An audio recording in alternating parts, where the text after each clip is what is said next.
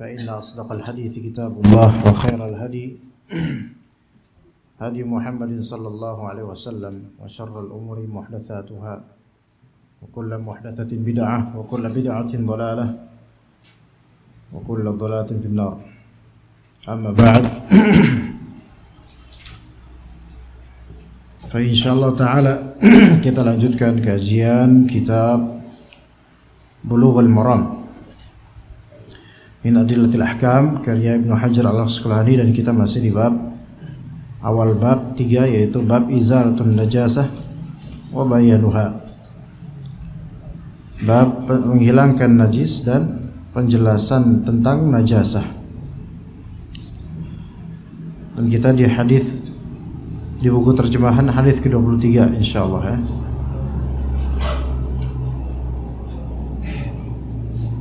Sah amla.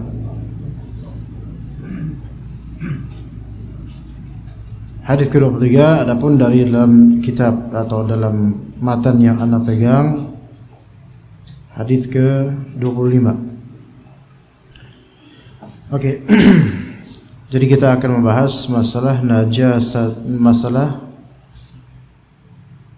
najasah, najisnya daging keledai. Taib. Ya, sah. Fadhal. Bismillah. Alhamdulillah wassalatu wassalamu ala Rasulillah wa ala alihi wa sahbihi ajma'in. Amma ba'd.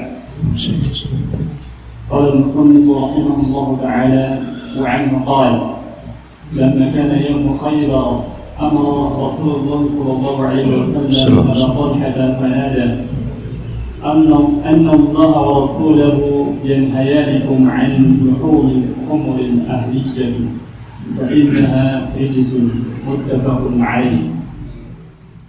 طيب. Videonya belum mulai. Video udah mulai. Khalas. Taib.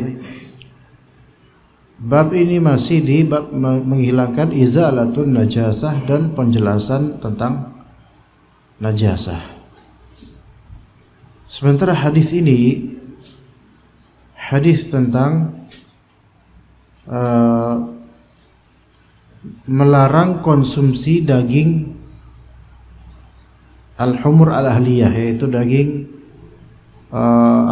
keledai. Ya. Apa korelasi antara keduanya, najasah dengan larangan makan daging keledai? Korelasinya adalah di kenajisan daging keledai, yang mana itu adalah bangkai. Disebut bangkai karena keledai haram dimakan. Begitu ya. Maka semua binatang yang haram dimakan, ketika dia mati maka dagingnya itu najis, itu maksudnya. Oke, tapi kita rinci lagi sesuai dengan bagaimana hadis ini insyaallah. Wa anhu, dari Anas bin Malik radhiyallahu anhu, Rasulullah SAW bersabda, bukan. Anas bin Malik berkata, lamma kana yaumu Khaybar, ketika itu di hari Khaybar, yaitu Ghazwatu Khaybar. Ketika disebut yaumu Khaybar, yaumu Badr, yaumu Uhud, itu maksudnya bukanlah ada hari namanya Khaybar, ada hari namanya Badar, ada hari namanya Uhud, bukan. Tapi yang maksudnya adalah yaumu ghazwati Khaybar, gitu maksudnya. Hari ketika terjadinya perang Khaybar.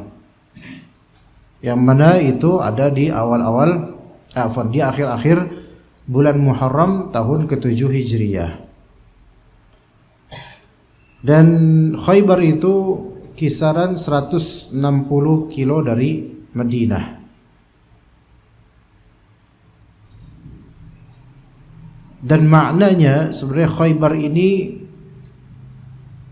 ada yang menghikayatkan Khaybar ini jadi nama daerah karena di dalamnya banyak orang Yahudi yang pada masanya itu setelah tiada Nabi Isa, mereka eksodus ke tempat Khaybar itu, 160 kilo dari Madinah. Kenapa mereka eksodus ke sana? Karena di daerah Khaybar dan juga Madinah dari Khaybar dan Madinah itu banyak kebun kurma yang mana termaktub di kitab suci orang Yahudi bahwasanya nabi terakhir, nabi yang membawa kemenangan di dunia ini dan akhirat itu akan terlahir di daerah yang banyak kebun kurmanya. Dan daerah tersebut setelah di searching ada di daerah Madinah dan sekitarnya, Khaybar. Adapun di Mekah maka tidak dikenal dengan adanya kebun kurma. Makanya ketika disebut bustan, fina atau haid, yang mana itu maknanya semuanya itu adalah lahan-lahan kebun kurma, itu semua rata-rata dimiliki oleh orang-orang Ansar.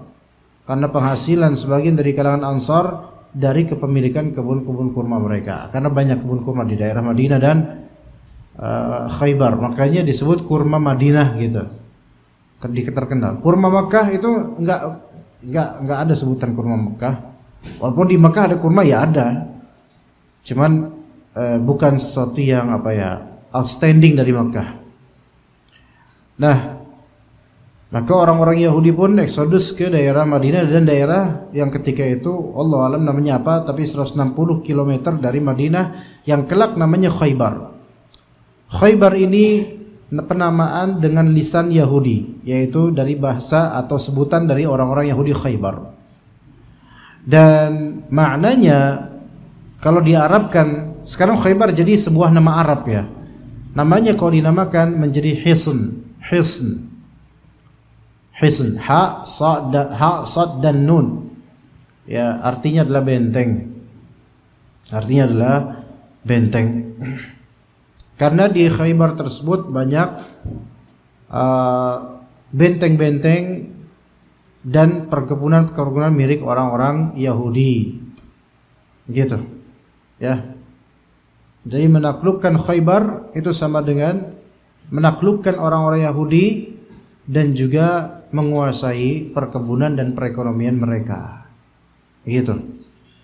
Maka lamma kana yaumu Khaybar, ketika di hari-hari peperangan Khaybar, amara Rasulullah sallallahu alaihi wasallam Abu Talhah. Rasulullah sallallahu alaihi wasallam memerintahkan sesuatu atau berseru, yang memerintahkan sesuatu kepada Abu Talhah. Abu Talhah ini suaminya siapa? Suami Ummu Talhah? Enggak, salah. Abu Talhah ini suami berikutnya Ummu Sulaim. Ngerti enggak? Ummu Sulaim suami siapa? Abu Sulaim, salah juga. Oh ya. Ummu Sulaim itu ibunya Anas bin Malik radhiyallahu anhum jami'an. Ummu Sulaim ini salah satu contoh ibu-ibu yang benar gitu loh. Lah emang ada ibu-ibu enggak benar? Ya banyak. Bapak-bapak ya lebih banyak lagi yang enggak benar, ya. Contoh ibu-ibu yang penuh kesabaran dan taat pada suaminya. Karena ada salah satu anaknya kan wafat, itu tidak langsung mengabarkan ke suaminya karena khawatir suaminya jauh dari safar. Ya kan? Pernah ingat enggak kisah itu? Jauh dari safar, enggak mau langsung ngabarin, bahkan di antara sunnah setelah safar ngapa? Ayo. Di antara sunnah setelah safar apa? Bersetubuh dengan istri. Baik, bener lah. Iya. Ya. Maka Abu Talhah mencampuri istrinya, yaitu Ummu Sulaim radhiyallahu anhuma. Dan boleh dikatakan bahwa saya persetubuhan ketika itu yang paling dahsyatnya gitu loh, paling enaknya. Padahal Ummu Sulaim dalam keadaan sangat-sangat sedih. Namun lihat bagaimana seorang perempuan ketika bisa menutupi kesedihannya demi membahagiakan suaminya, ini perempuan terbaik, ikhwan. Yang banyak di zaman sekarang justru sebaliknya. Laki-laki yang harus nutupin kesedihannya saja. Sebenarnya perempuan harus mengekspresikan, bahkan bisa di media sosial ngomong semuanya semua. Ini kebalikan dari istri para salaf. Ya enggak? Maka kalau misalnya antum punya zaujah yang keep the mouth shut, itu bagus. Tapi kalau punya zaujah yang everything she talks, ya. Segalanya dia itu akan ngomong keluar, ini aswa'ul mar'ah, seburuk-buruk perempuan dan penghancur rumah tangga. Ya, Ummu Sulaim. Kalau bisa namain anak nanti Ummu Sulaim. Nanti antum punya cucu namanya Sulaim. Ntar suaminya putri antum namanya Abu Talhah. Masya Allah, ya. Jadi ikhwan, kalau kita pengen anak kita jadi muslim, minta sama Allah Azza wa Jalla, ya. Ini seorang istri yang Masya Allah, ya. Baktinya sama suami dan juga kebaikannya dan kesabarannya, ketabahannya. Taib. Jadi Abu Talhah ini nama asli adalah Zaid bin Sahl, itu nama Abu Talhah. Penduduk asli Madinah, Al-Ansari. Zaid bin Sahl Al-Ansari, nama asli Zaid. Namun yushtaharu bi Abi Talhah, terkenal dengan nama Abu Talhah, masyhurun bih, dikenal dengan kunyahnya yaitu Abu Talhah. Ya, jadi Muslim ini perempuan berkah dengan anak yang berkah. Siapa anaknya? Anas bin Malik. Di antara anaknya Anas bin Malik, dan Anas bin Malik adalah seorang pemuda yang muda, ya, pembantunya Rasulullah SAW, yang mana akhirnya menjadi ditawarkan oleh beberapa sahabat selagi datang ke Madinah. Ini adalah Anas bin Malik dan dia adalah ghulam yang sangat baik dalam menjadi khadim atau pembantu. Maka jadilah Anas bin Malik di antara pembantu setia Rasulullah SAW, dan Rasulullah SAW mendoakan berkah pada Anas bin Malik radhiyallahu anhu, sampai anak cucunya ketika masih hidup itu mencapai kalau tidak salah 120 total. Didoakan Rasulullah berkah anaknya dan berkah hartanya. Berkahnya anak itu ada dua macam, imma banyak keturunan dan tidak ada yang berkasus, atau mungkin tidak banyak keturunan tapi keberkahannya ada di kesolehan anak tersebut. Awaladin salihin yad'ulah. Taib. Dan Abu Talhah wafat pada tahun 34 Hijriyah. Nah, Rasulullah SAW memerintahkan sesuatu kepada Abu Talhah. Kemudian Rasulullah SAW bersabda kepada Abu Talhah, Innallaha wa rasulahu yanhayanikum an luhumil khamril ahliyati fa innaha rijsun. Innallaha wa rasulah, sesungguhnya Allah dan Rasulnya, yanhayanikum, melarang kalian, an luhumil khumuril ahliyah, untuk mengkonsumsi daging-daging apa? Al-humur al-ahliyah, yaitu apa? Keledai. Fa innaha rijs, sesungguhnya itu kotor. Di sini apa terjemahannya? Ya, kotor. Di sini ikhwah kita ada dua binatang. Kita punya dua binatang.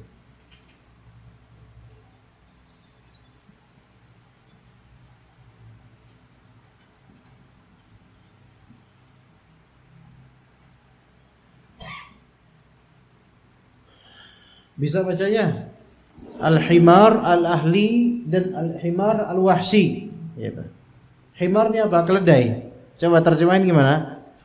Himar ahli berarti keledai yang pandai dan cakap gitu. Ahli berarti ini keledai yang enggak pandai gitu. Salah. Ya. Ahli di sini bukan ahli dalam bahasa kita. Bahasa kita nyerap dari bahasa Arab memang benar, tapi ahli di sini lebih ke familiar.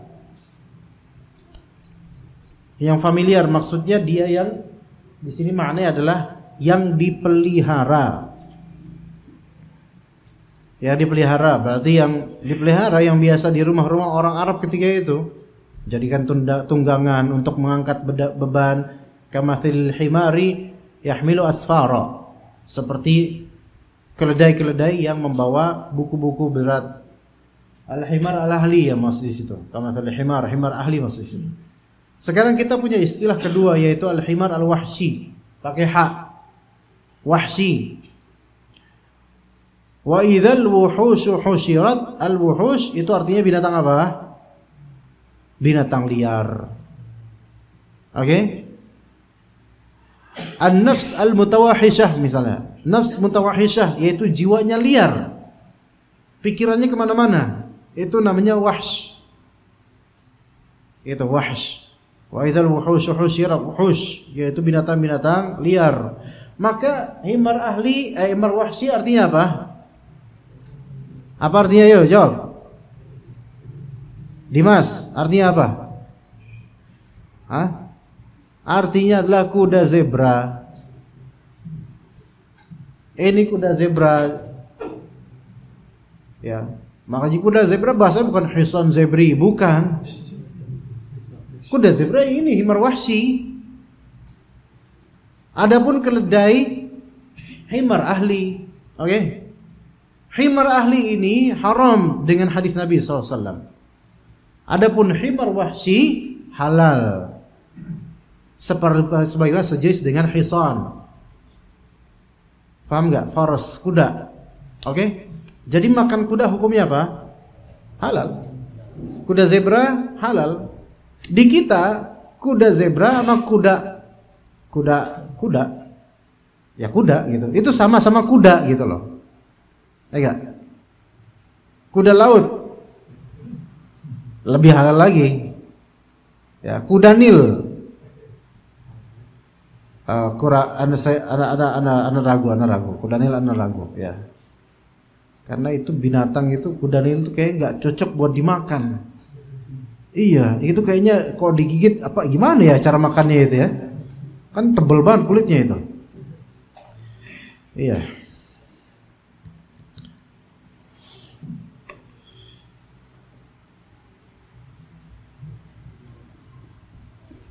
Jadi yang diharamkan ini apa? Memakan daging-daging keledai.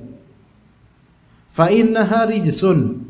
Sesungguhnya itu rijs. Nah, di sini di sini lihat kata Nabi sallallahu alaihi wasallam.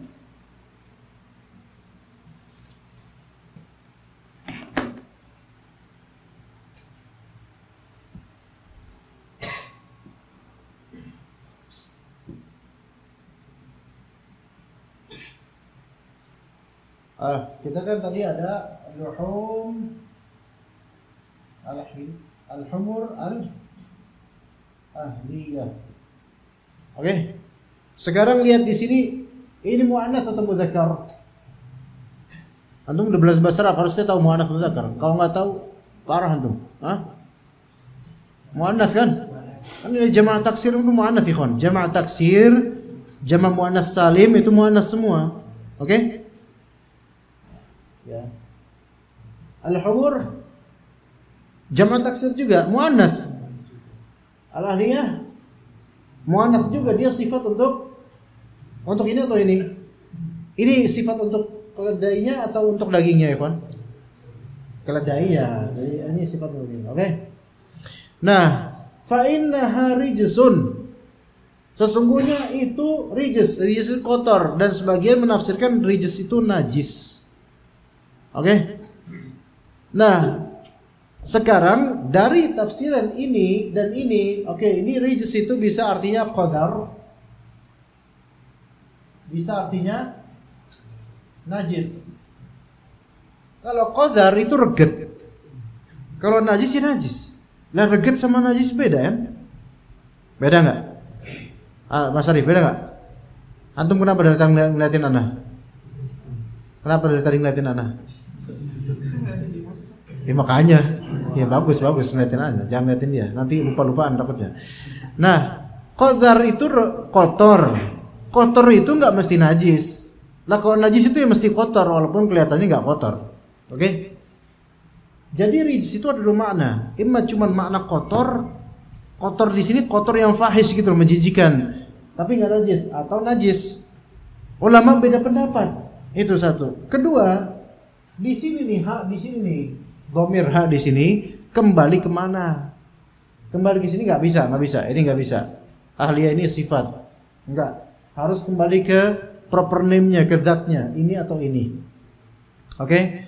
Nah, para ulama berbeda pendapat. Mereka ada yang fa innaha rijs. Oke lah, di sini rijs kita artikan najis. Itu najis. Oke? Sepakatin dulu. Rijs ini kita artikan najis. Sebagaimana dalam Al-Qur'an fa innaha rijsun min amali syaitan. Rijs di sini diartikan najis. Oke? Kan yang dilarang sekarang yanhayanikum an luhumil humuril ahliyah, yang dilarang apa? Makannya, bukan? Makan enggak? Yang dilarang apa? Makannya. Oke? Perbuatan makan itu bisa enggak disebut najis oleh syariat? Perbuatan, amalan bisa enggak disebut najis oleh syariat? Bisa enggak?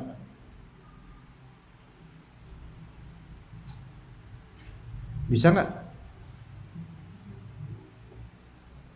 Coba di surat Al-Maidah, ikhwan. Fa innaha rijsun min amali syaitan. Kata Rabb kita itu tentang khamr, maisir, azlam, ansab. Ya. Ya ayyuhalladzina amanu innamal khamru wal maisiru wal ansabu wal azlamu rijsun min amali syaitan. Fajtanibuhu la'allakum tuflihun. Wahai orang beriman sekalian, sesungguhnya khamr, maisir, perjudian, al-ansab dan azlam, yaitu mengundi versi orang-orang jahiliyah, rijsun min amali syaitan. Khamr disifati rijs, najis. Azlam, maisir, judi disifati najis. Sekarang yang lebih tepat najisnya ada di zat khamr dan zat benda judi, atau di perbuatannya najis? Perbuatannya. Innamal musyrikuna najasun. Sesungguhnya orang musyrik najis. Najisnya di zat tubuh mereka atau di akidah mereka? Akidah. Berarti najis itu bisa mencakup amalan, bisa mencakup keyakinan najis, dan bisa mencakup ain atau zat, benda. Oke? Maka fa innaha di sini bisa nggak misalnya dilarang untuk makan, jangan makan apa? Daging unta. Makan daging unta itu najis nggak? Makannya perbuatan najis nggak? Enggak. Karena pertama makan akal masdar, dan ini pakai ha. Berarti bukan kembali ke makan, bukan. Kembali kalau nggak ke ini. Nah, para ulama beda pendapat, balik ke ini atau ke ini. Oke? Kalau misalnya sesungguhnya itu adalah najis, itu di sini maksudnya daging, berarti dagingnya najis. Kalau misalnya di sini kembali ke humur, maka berarti yang najis siapanya? Keledainya. Perbedaan pendapat di antara ulama. Sebagian ulama mengatakan keledai najis, ulama lain dan jumhur mengatakan keledai enggak najis, dan itu yang lebih sahih. Berarti di sini yang lebih tepat adalah kembali ke luhum, dagingnya. Kenapa? Dagingnya nggak bakal terwujud kepada kita kecuali setelah matinya keledai itu, ya enggak? Coba ketika antum naik keledai, antum megang dagingnya? Ya enggak lah. Dan kalau memang keledai misalnya najis, kenapa dijadikan tunggangan? Jadi kan, maka yang lebih sahih adalah keledainya tidak najis, tapi ketika dia mati dagingnya najis karena haram dikonsumsi. Maka kaidahnya setiap hewan yang haram dikonsumsi maka dia najis setelah matinya. Gitu. Setiap hewan di sini yaitu binatang. Kalau manusia tidak najis. Setelah matinya pun tidak najis. Jadi binatang yang haram dimakan, ya, binatang yang haram dimakan itu najis setelah matinya. Dan kaidahnya adalah kullu ma umira qatluhu fahuwa haram wa kullu ma nuhiya an qatlihi fahuwa haram. Jadi di antara kaidah pengharaman atau juga penajisan binatang setelah wafatnya, setelah matinya, kullu ma umira qatluhu fahuwa haram. Semua binatang yang diperintahkan untuk dibunuh maka dia haram. Jadi zat binatangnya diperintahkan untuk dibunuh, maka dia haram. Udah, itu menjadi kaidah. Haram untuk dia apa? Dikonsumsi. Binatang yang diperintahkan untuk dibunuh diantaranya ular. Haram, walaupun mungkin nggak punya taring. Nggak punya taring. Ada beberapa ular yang cuma punya gigi tapi nggak punya taring. Antum tahu nggak ular ini? Ular pipa. Tahu ular pipa nggak jemaah? Dia kepalanya 2 dan badannya agak pipih. Kadang-kadang kalau banjir baru naik ke permukaan. Biasanya dia di tanah. Kepalanya 2, nggak berbisa, jinak. Tapi orang-orang anggap dia berbisa tinggi karena dikiaskan dengan ular cabai. Ular pipa ini nggak gigit sama sekali. Ada beberapa jenis ular yang qanaah dia, nggak mau gigit. Nah, apakah haram ular ini? Haram tetap. Karena tetap masuk dalam kategori ular yang diperintahkan untuk dibunuh, kecuali ular laut. Maka ular ini termasuk haram nggak? Haram. Di antara sebab pengharamannya adalah karena diperintahkan untuk dibunuh. Oke? Apalagi diperintahkan untuk dibunuh?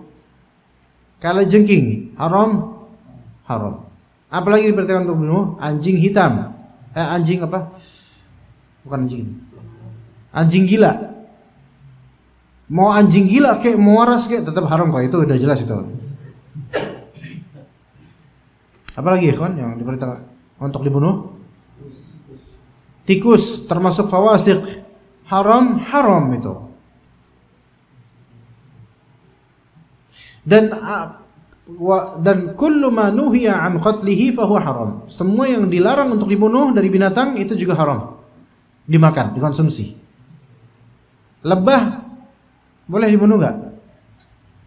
Jangan dibunuh kecuali kalau memang membahayakan antum, ya itu darurat, itu kondisional, eksepsional.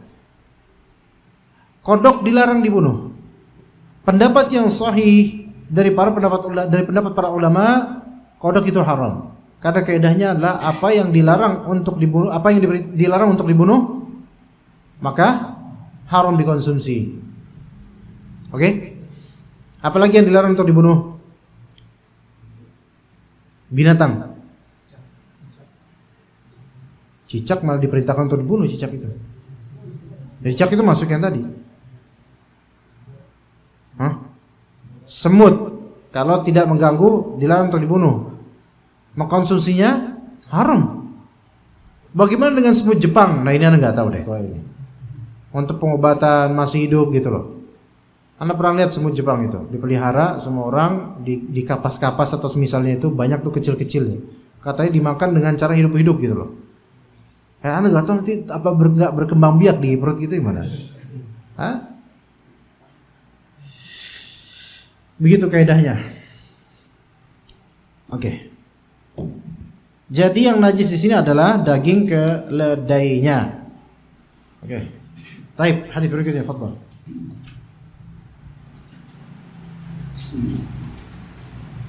وعن عمرو بن خارجة رضي الله تعالى عنه قال خطبنا رسول الله صلى الله عليه وسلم. كيف اقرأ يا منير. خطبنا رسول الله صلى الله عليه وسلم بمنى وهو على راحلته ولعابها يسيل على كتفه أخرجه أحمد. Oke, baik.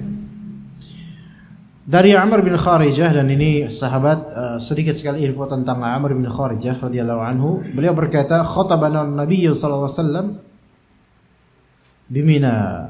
Nabi sallallahu alaihi wasallam pernah berkhutbah kepada kami di Mina. Wa huwa ala rahilatih. Sementara beliau berada di atas untanya. Rahilah di sini maknanya tunggangan. Baik dia kuda, unta atau lainnya, tetapi yang zahir di sini wallahu a'lam adalah unta. Ya, karena beliau pergi haji pun dengan unta, bukan dengan kuda. Kuda itu biasa buat apa? Buat perang, buat perjalanan yang cepat. Kalau haji tidak. Maka zahirnya adalah dengan unta. Dari sini dapat faedah bahwasanya bolehnya kita berkhutbah di atas tunggangan atau kendaraan. Itu boleh. Ya, tunggangan atau kendaraan.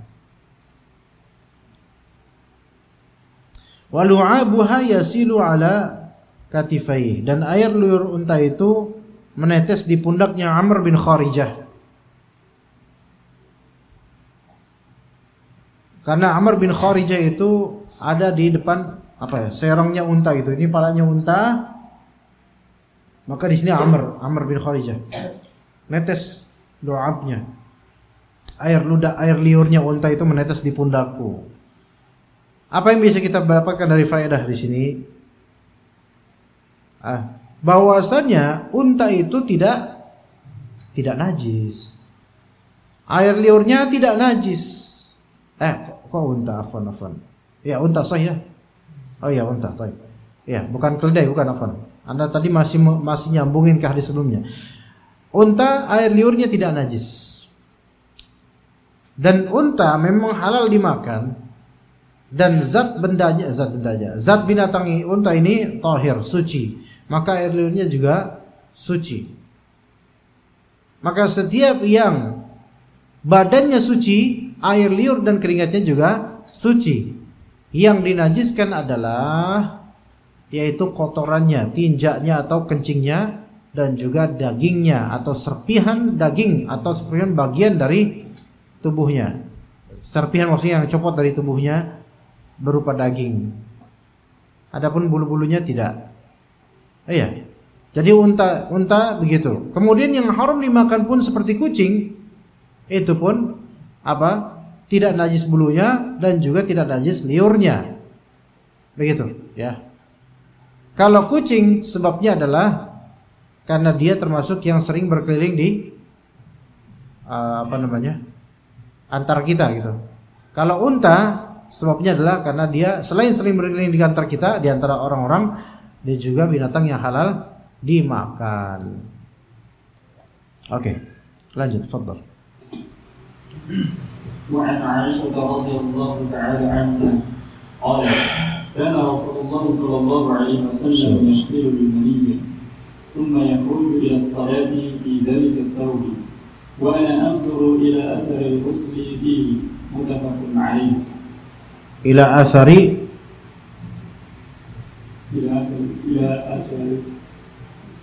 الغسل.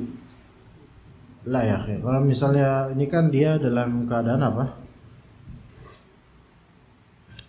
Ghusl, ila atharil ghusl, bukan ghusl.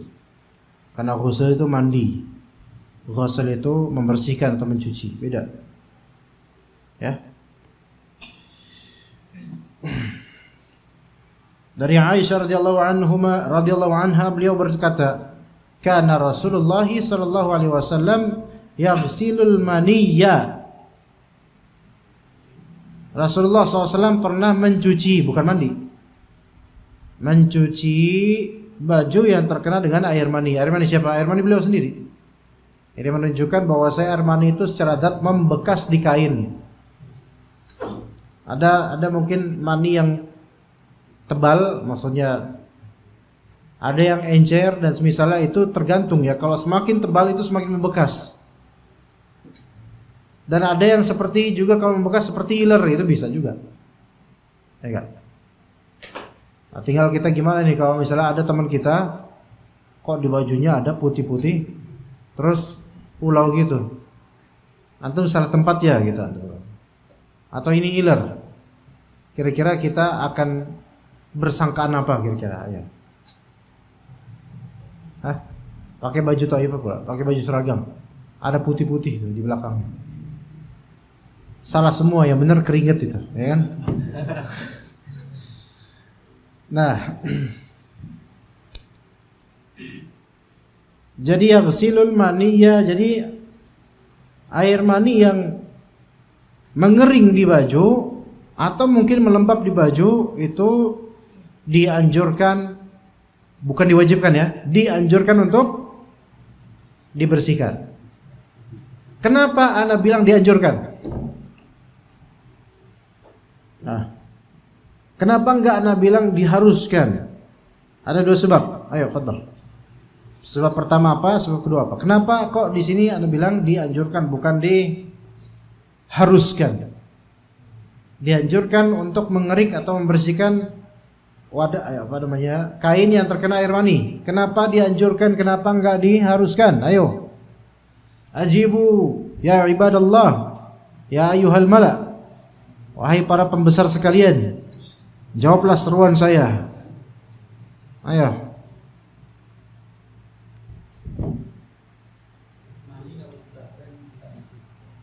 Mani kalau sudah kering tidak najis. Lah berarti kalau belum kering najis dong Pak. Nggak benar. Salah Pak. Khata. Ayo fadal. Yang lain. Tafaddalu, ajibu. Ashabul wara. Ayo yang paling orang-orang yang paling zuhud, fadal. Air mani walaupun kering sama basah tetap tidak najis kan? Ya, sahih. Itu pertama. Tidak najis, berarti nggak harus dibersihkan. Kedua, kenapa kok dianjurkan nggak diharuskan? Nggak tahu. Sebab kedua. Karena kalau tidak dibersihkan kelihatan kotor Ustaz. Bau. Nggak nyambung. Bagus sih, bagus bisa jawab sih. Cuman yang kedua, yang pertama bagus, masya Allah. Yang kedua nggak gitu Pak, nggak gitu. Karena kalau nggak dibersihkan kotor, bau. Ya, itu kan punya antum, kalau punya kita enggak.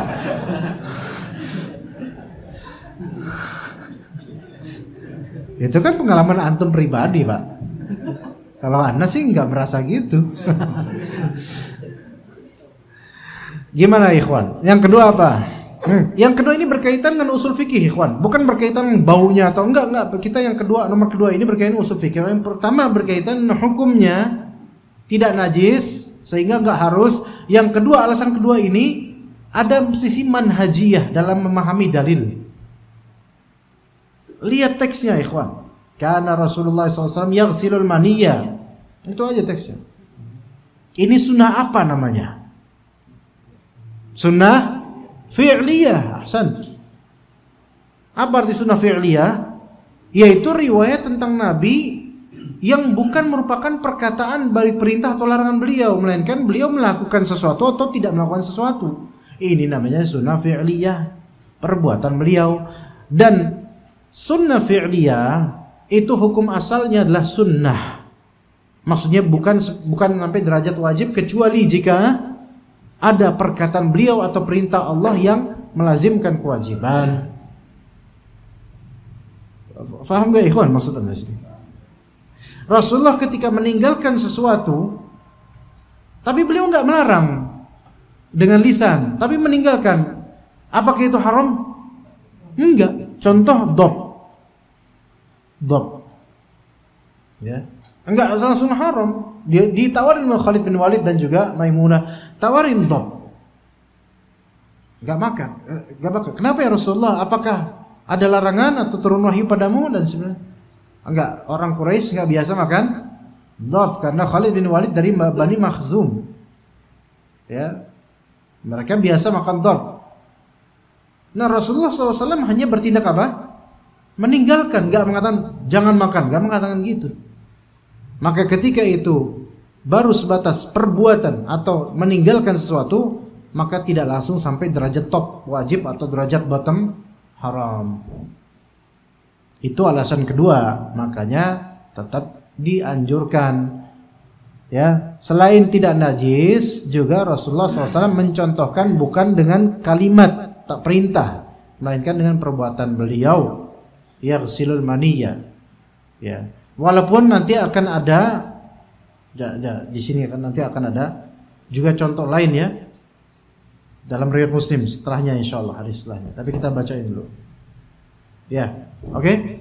Itu dua. Kemudian thumma yakhruju ila sholati fi dzalika thawb. Nah, yang ketiga kenapa? Sebelumnya Rasulullah SAW mencuci air mani, kemudian mencuci bekas air mani di bajunya, kemudian beliau keluar salat ila sholati fi dzalika thawb dengan baju yang sama.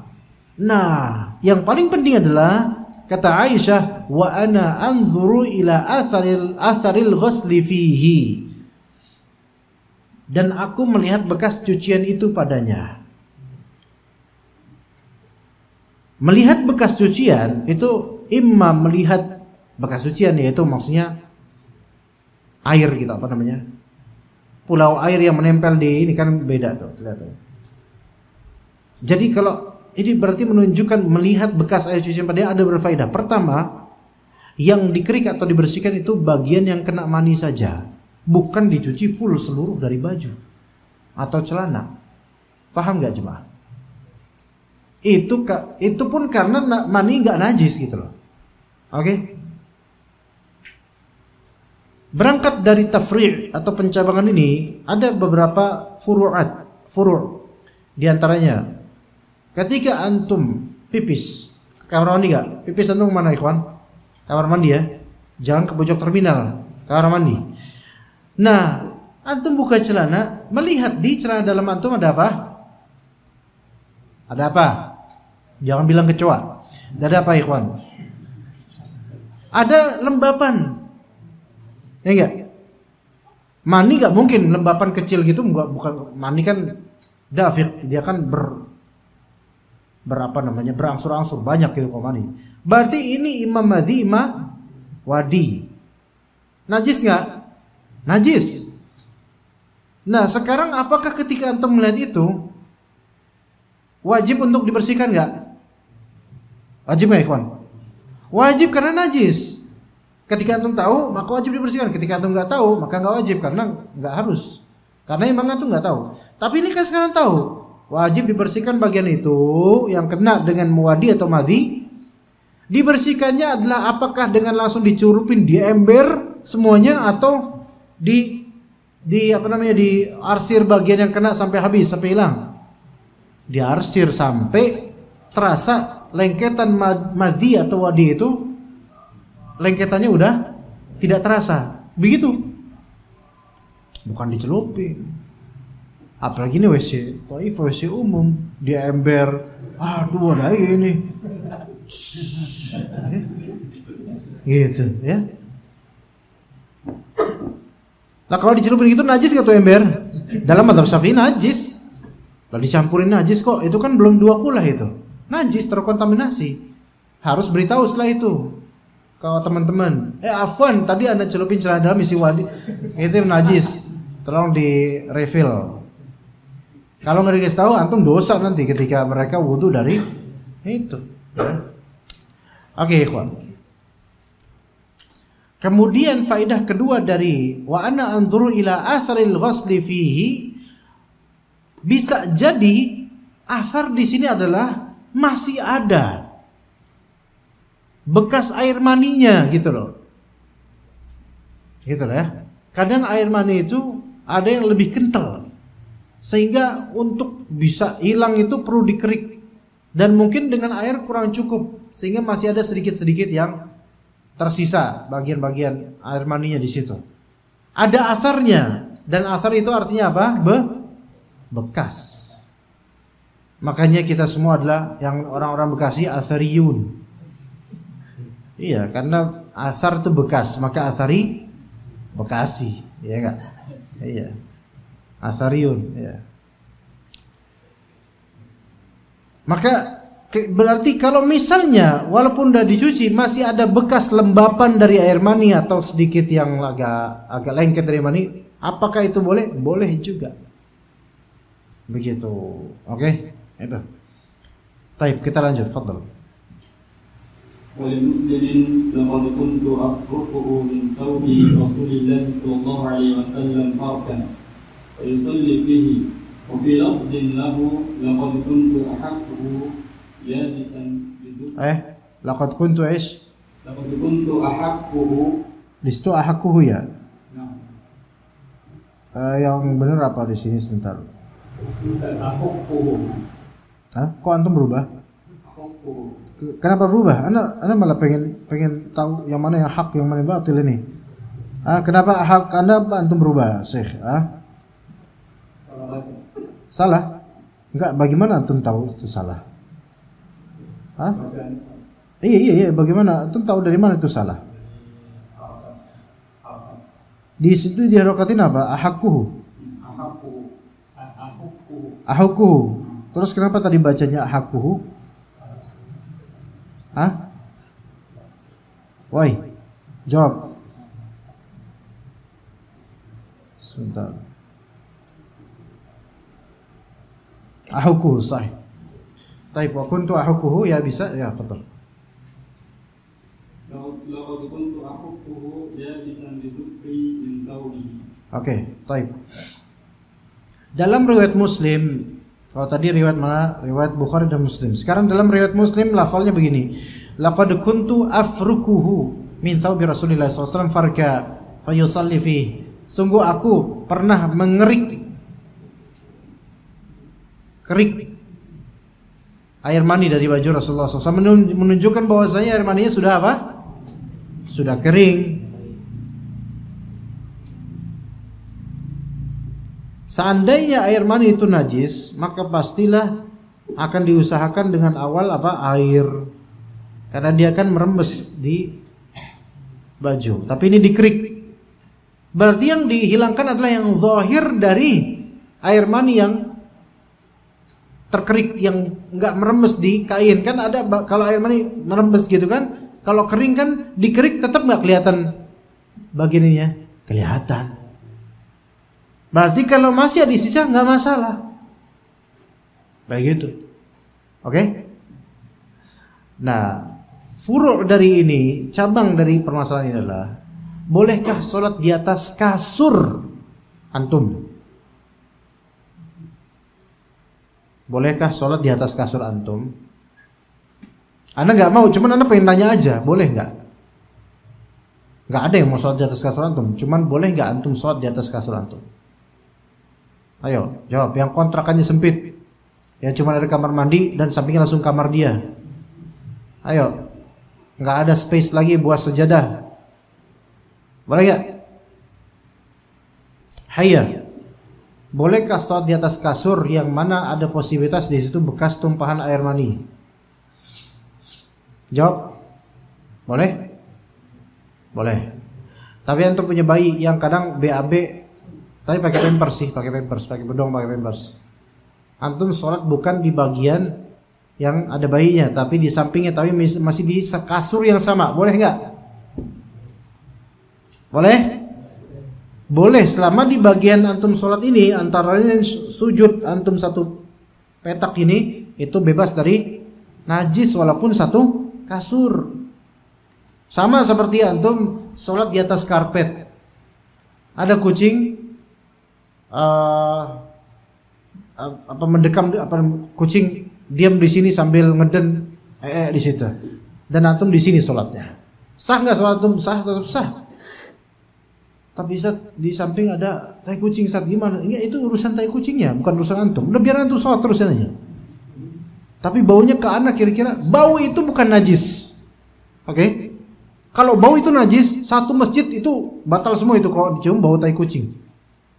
Bau itu bukan najis. Makanya orang yang ketika sholat berjamaah ada satu orang kentut.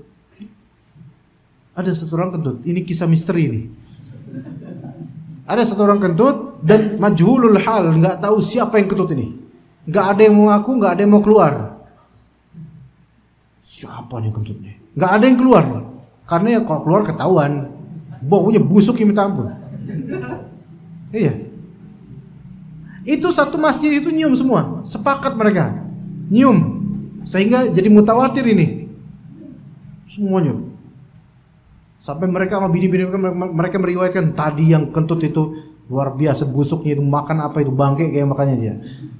Taib, apakah satu masjid ini batal sholatnya? Tidak, yang batal siapa? Ashabul kentut ini. Ini orang ini nih. Dia batal, tapi nggak mau ngaku. Ya, begitu. Jadi bau itu tidak najis. Ya begitu. Jangan salah. Dulu anak ada pertanyaan, Ustaz, gimana Ustaz kalau misalnya ada seseorang kentut di masjid terus tercium sama orang-orang, apakah mereka semua batal? Ya salam kok kayak gitu kita. Gimana dong? Banyak yang batal. Walk out semua itu nanti. Iya, walk out semua jadinya. Jadi kentut atau bau itu tidak najis. Maka kalau kecium dengan sesuatu itu tidak melazimkan batalnya wudu atau sholat. Nah, jadi di sini ketika itu bukan najis, walaupun di tubuh atau di pakaian maka tidak masalah, meskipun itu disebut kotor atau menjijikan, tapi tidak najis. Ya, Jadi aku pernah mengerik air mani dari baju Rasulullah. Itu ada faedah lain, faedah berikutnya selain yang tadi, yaitu bahwasanya seorang istri itu sebaiknya tidak layak untuk bersikap jijik pada apa yang terwujud dari tubuh suaminya selama itu bukan najis. Misalnya suaminya pulang kerja, dakinya itu banyak, tebel-tebel, maka seorang istri itu tidak perlu jijik dengan itu. Ya kecuali kalau tabiatnya memang jijikan ya. Ya begitu. Mani ini aja itu tidak jijik Aisyah radhiyallahu anha. Bahkan dengan setia dengan baiknya dia mengeriknya. Faedah lainnya adalah di antara akhlak seorang istri adalah membantu suaminya, terutama ketika pergi untuk mencari nafkah atau mencari stabilitas iman seperti sholat berjamaah, menyiapkan pakaian kalau bisa, atau menyiapkan sendalnya atau celananya atau sarungnya dan seterusnya. Ini merupakan bakti seorang istri terhadap suami, dan itu adalah Aisyah radhiyallahu anha. Fayusalli fihi, maka kemudian Rasulullah SAW salat dengan mengenakan baju tersebut. Dalam lafal Muslim yang lain, laqad kuntu ahukkuhu ya bisa. Aku pernah mengerik air mani yang sudah kering dengan kukuku dari bajunya dengan kuku. Ya begitu, wallahu a'lam. Ini menunjukkan juga bolehnya memiliki kuku yang agak apa namanya? Jadi maksudnya adalah tidak harus kuku itu pendek selalu seperti ini. Nah, kan diperbolehkan ada space sedikit gitu loh. Itu boleh. Ya, selama itu tidak menjadikan masuknya kotoran-kotoran, maka boleh. Ya, seperti itu. Wallahu a'lam. Tapi sunnahnya adalah, fitrahnya adalah 40 harian potong kuku. Wallahu a'lam. Baik, sampai situ insyaallah untuk kajian kita temanya.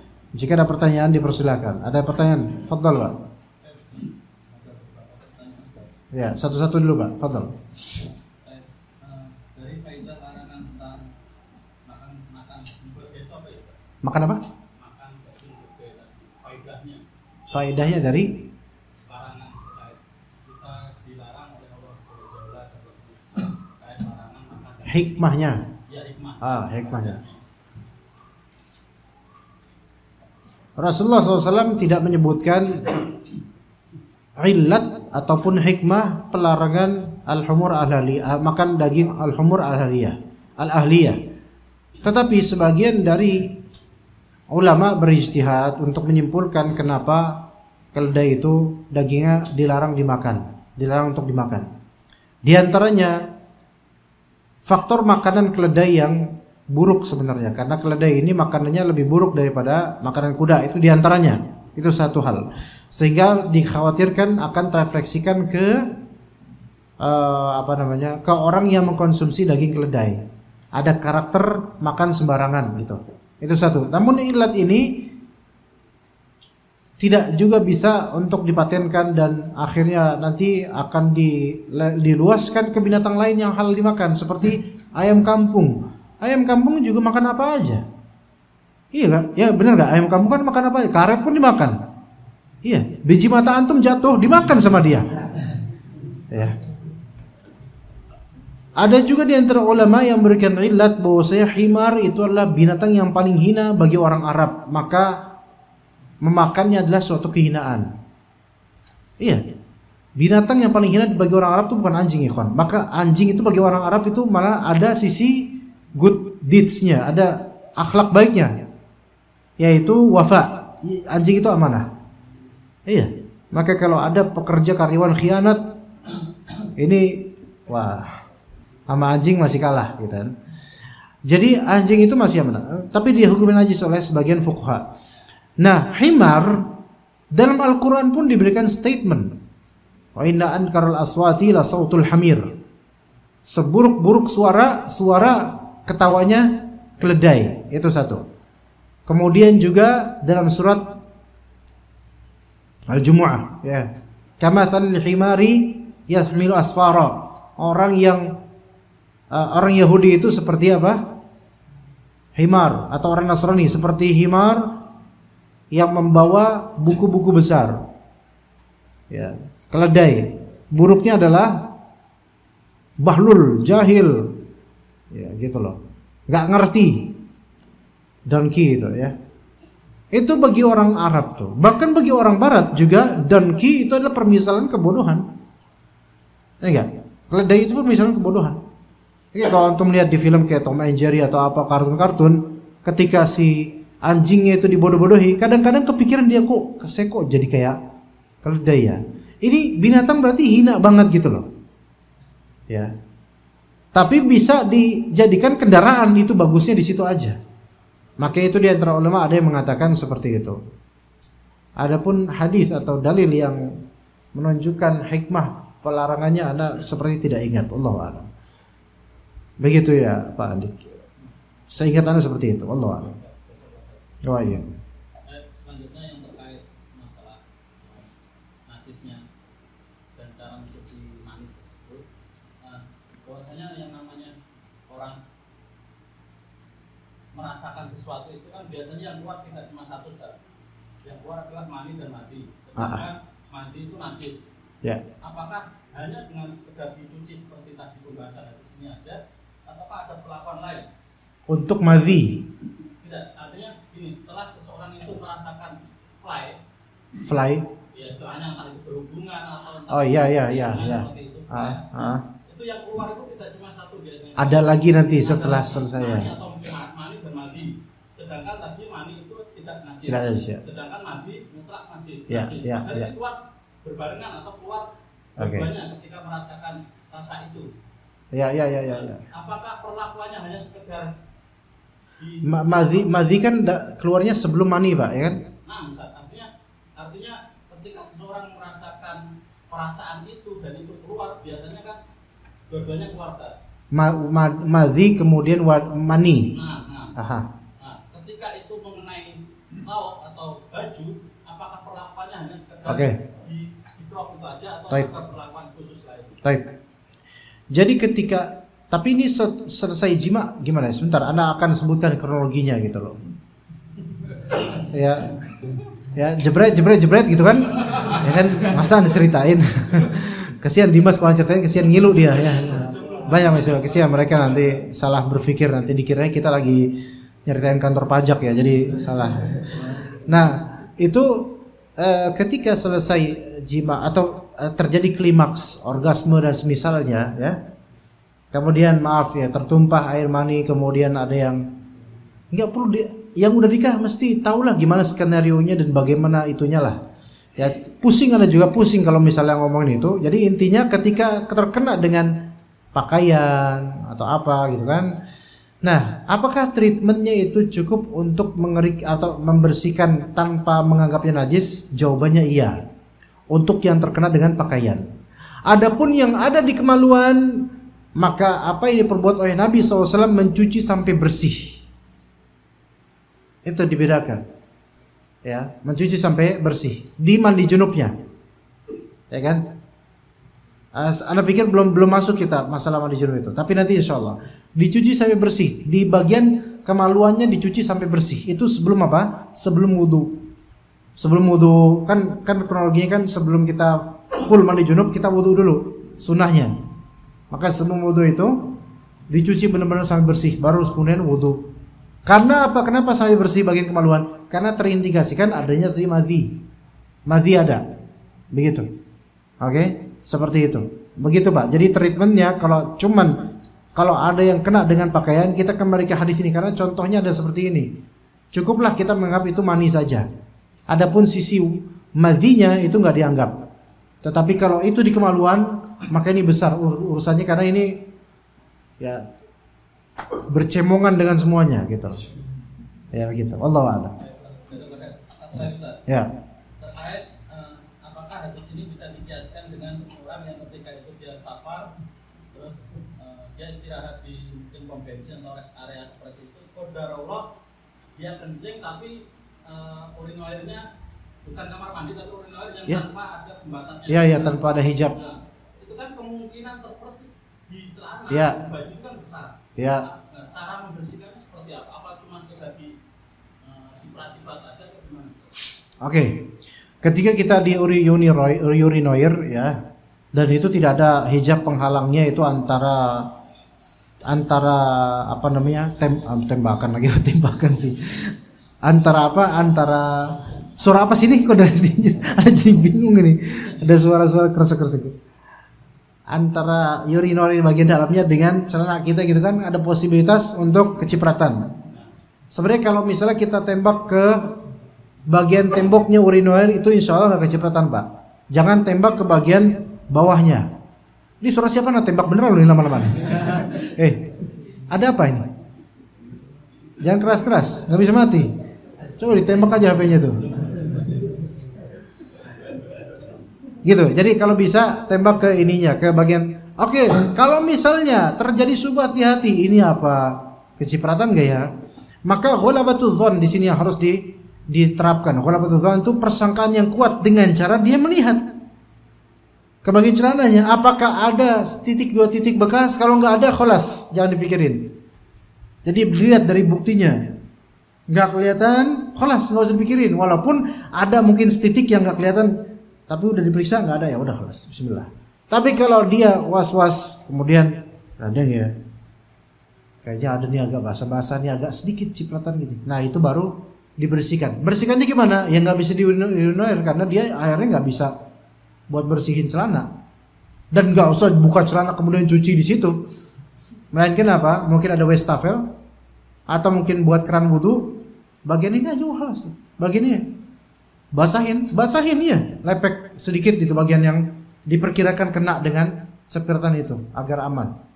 Keluar dari situ dilatin orang. Kata orang, percuma bro lo ke WC, mendingan dari tadi aja pipis di celana gitu kan, banyak banget ini. Ya, antum nggak perlu ngejelasin kan, afwan tadi ana gini-gini hukumnya gini, nggak perlu jelasin. Begitu, jadi dicuci dan cuci diharsir bagian yang diperkirakan kena semua dengan cipratan kencing itu. Wallahu a'lam. Ya begitu. Ikhwan lainnya ada pertanyaan? Ya. Terkait kita di perjalanan, kita kan meyakini bahwasanya apabila imamnya membaca Fatihah itu tidak benar atau adalah menjadi di situ, maka sholat makmum itu kan batal. Ya. Itu apabila kita udah terlanjur sholat situ dan mengetahui imamnya itu benar bacanya, gimana bisa sholat kita? Antum tafarruq, memisahkan diri dari jemaah itu. Berarti berhentikan sholat? Bukan, memisahkan. Mundur dan sholat sendiri, tapi nerusin sholat. Paham gak? Tapi itu terjadi ketika apa? Antum belum pindah rukun. Itu kalau kita ikut dengan mazhab yang mengatakan sholatnya imam kalau tidak sah Fatihahnya, tidak sah juga sholat antum itu. Jadi ketika antum tahu itu, antum memisahkan diri, bukan karena batalin sholat, tapi karena antum mau meneruskan sholat sendiri, tidak dengan jemaah ini, tidak dengan imam ini. Munfarid, itu namanya tafarruq namanya. Iftiraq atau tafarruq ini memisahkan diri dan masih sholat di masjid yang sama, cuman bukan di antara saf-saf jemaah itu. Sesuai dengan niatan antum sebelumnya, kan antum niatan dari awal pengen berjamaah. Qadarullah seperti ini keadaannya, ya Allah Maha tahu keadaannya. Itu kalau antum pakai mazhab itu. Ada pendapat yang kedua bahwasanya sebagaimana kata Nabi SAW, urusan kesalahan imam itu alaihi, bukan alaikum. Jadi urusan itu beban imam saja. Adapun antum para jemaah itu tidak dibebani dengan kesalahan imam. Paham gak maksudnya? Itu pendapat kedua. Walaupun yang lebih aman pendapat pertama menurut ana, wallahu a'lam. Jadi memisahkan diri. Kalau antum yakin lahannya jali dan memang lahan jalinya dia ini bukan lahan jali ini karena kebiasaan. Kalau lahan jalinya ini karena qadarullah memang dia keselip lidah atau apa, maka semoga Allah maafkan. Jangan langsung kita tafarruq. Paham gak? Jadi kita bedakan antara imam yang kita tahu dia emang kayak gini bacanya, lahan jali terus. Bahkan sebenarnya nggak boleh antum berimam dengannya, gitu loh. Kalau antum tahu emang dia kayak gitu, nggak boleh antum berimam dengannya. Sebenarnya gitu keadaannya. Tapi kalau dia keselip lidah, qadarullah nggak ada yang ngingetin, atau gengsi pada ngingetin, atau diingetin lebih gengsi, ya kholas lah dia mungkin nggak paham bahwasanya dia tadi salah, maka semoga Allah maafkan. Tapi kalau udah belepotan dari awal, al-kamdu pakai kaf. Orang Jawa sebagian itu, yang agak berusia senja itu, yang bentar lagi maghrib, al-kamdu. Dan seterusnya dari banyak sekali kesalahan-kesalahan lahanjali. Nah, kalau antum tahu seperti ini, dilihat sebenarnya kalau memang orang ini memang orang yang sangat tua, dimaklumi dan diberi uzur, maka semoga sholatnya tetap sah. Tapi seperti dalam mazhab yang pertama tadi, sepertinya tetap kita harus pisah. Ya, Allah. Tapi ketika kita tahu bahwasanya imam itu adalah orang besar situ dan memang dia tua dan seterusnya dan tidak akan bisa berubah, maka kita nggak perlu untuk mentahdzir orang supaya jangan sholat sana, karena itu akan menimbulkan fitnah yang lebih besar. Fitnahnya orang tidak mau lagi sholat di situ, masjid itu lebih besar daripada fatwa antum gitu loh. Jadi biarin aja orang-orang itu. Kayak di kampung antum, coba di kampung antum kayak gituin orang fatwain. Setelah antum jadi Asari Bekasi ya, antum kemudian pulang ke kampung memfatwakan jangan berimamkan dengan imam fulan, guru besar di kampung ini, karena lahan jalinya banyak. Mati antum besok. Iya. Oke lah, antum selamat dah, banyak pengikut antum. Fitnahnya besar akhirnya dari kubu-kubu. Jadi hati-hati dengan fatwa-fatwa seperti ini, walaupun memang berkaitan dengan keabsahan sholat, tapi itu kan mazhab yang sifatnya khilafiyah, ya enggak? Sebagian mazhab mengatakan bahwasanya kata Nabi SAW, kesalahan imam itu alaihi, la alaikum. Begitu. Dan itu juga sebenarnya kuat juga, karena ada beberapa furu atau cabang permasalahan yang menunjukkan benarnya hujah itu atau kaidah itu. Ya. Coba misalnya, walaupun ini bukan rukun ya, qunut subuh. Bagi antum bid'ah. Bagi mazhab Syafi'i dia malah merupakan sunnatu abad, yang mana meninggalkannya itu bisa sujud sahwi.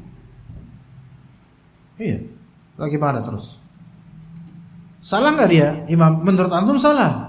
Tapi itu kesalahan biar dia yang tanggung. Antum nggak usah ikutan kan gitu. Sah nggak sholat antum sah? Antum nggak dibebani apapun dengan itu. Begitu. Tapi ya masalahnya ini Al-Fatihah ini adalah salah satu rukun sholat, jadinya ya memang cukup pelik masalahnya. Hanya tadi saran Nana yaitu iftirak. Ya, iftirak dari jemaah, lanjutin sholat, bukan batalin terus ulang dari awal, lanjutin sholat. Kecuali kalau iftiraknya antum menuju ke rumah. Antum sholat jemaah, nggak mau di masjid karena takut fitnah. Ini para jemaah sholat di sini sendirian gitu kan, dikira sholat apa gitu kan. Maka antum ke rumah misalnya. Maka ya karena gerakannya terlalu banyak, maka kholas itu mengharuskan antum untuk batalin sholat pertama, baru kemudian mulai dari sholat berikut, sholat mulai dari awal. Gimana? Jelas? Untuk safnya nggak perlu pindah, berarti desa sendiri. Saf apa nih maksudnya? Saf untuk kan tadi. Terserah antum, yang mana yang lebih aman aja supaya nggak terjadi fitnah aja. Iya, kalau masjid itu punya gudang misalnya, sholat di gudang. Iya. Begitu. Tapi ya ini bisa mengundang fitnah sih kalau misalnya iftirak ini. Iya. Enggak, kalau antum tetap di saf, ya enggak bisa dong. Enggak bisa. Antum sholat dengan bacaan sendiri kan? Imam ruku antum masih gini. Imam sujud antum baru ruku. Orang nanti setelah selesai sholat pada ngeliatin mazhab nih orang dari mana nih. Kan? Malah jadi fitnah. Selesai sholat dengan pedenya, orang pada ngeliatin, Assalamualaikum warahmatullahi wabarakatuh. Kenapa kok sholat sendiri? Jonsoin saya, imamnya bahlul, lagian imamnya Fatihah nggak bener. Coba ngomong gitu, bisa nggak? Iya, antum resign langsung kontrak hidup antum selesai itu. Baik, ada lagi kawan? Sepertinya cukup kayaknya, antum sepertinya sudah pengen kerja. Pengen cepat-cepat berhasrat kerja seperti antum ya. Jadi kita cukup sampai sini insyaallah. Jazakumullah khair jazaa. Sallallahu ala nabi. Ini ada pertanyaan. Sebentar Ikhwan. Senin 15/5/2003 kajian sunnah Ustaz Hasan. Ana malu dibilang kajian sunnah ya. Assalamualaikum warahmatullahi wabarakatuh. Pak Ustaz, ana bertanya. Dimas.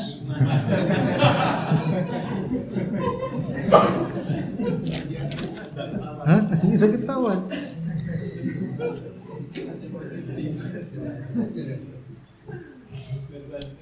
Dimas. Tanda tangannya cuma DMS gitu doang. Tanda tangan kok kayak gini doang. Ini gampang ditiru ini Dimas tanda tangan. Kayak temen ada tanda tangan gambar curut gitu kalau bisa.